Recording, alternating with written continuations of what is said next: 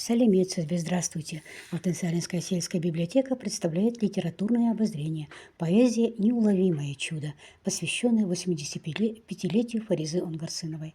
Фариза Онгарсынова родилась 25 декабря 1939 года в ауле Манаш Гурьевской области. Мать Калима Имангалиева знала арабский язык и хорошо знала казахскую устную литературу. Мама Фаризы любила народные сказания, старинные казахские песни.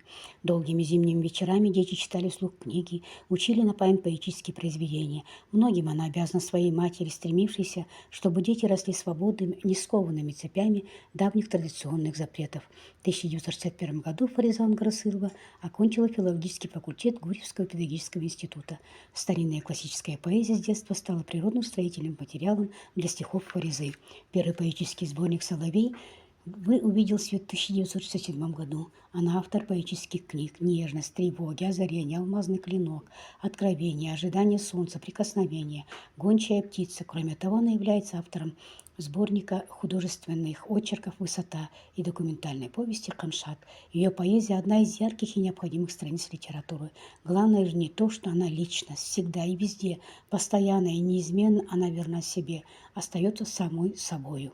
У поэта весь произведения стержневые, ставшие как бы визитной карточкой. Онгарсыновой – это поэма «Алмазный клинок». Ее главная тема – назначение поэта и поэзии.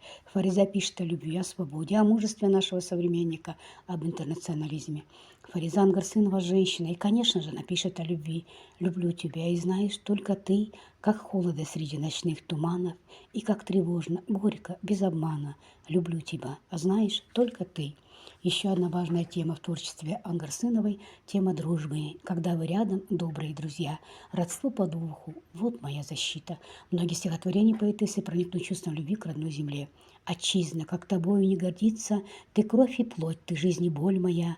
Куда б ни занесло, я рвусь, как птица, из мест чужих в родные, в родимые края». В книге «Полдневный жар» представлен прежде всего Казахстан, родина поэтесс, и как зримо рассказано о ней. Здесь и зеленая весна Мангышлака, и жаркий желто-матовый ковер пустыни, и быстрый бег вон Каспийского моря. О поэзии Онгарсыновой можно говорить бесконечно. В ее стихах каждый находит свое сокровенное.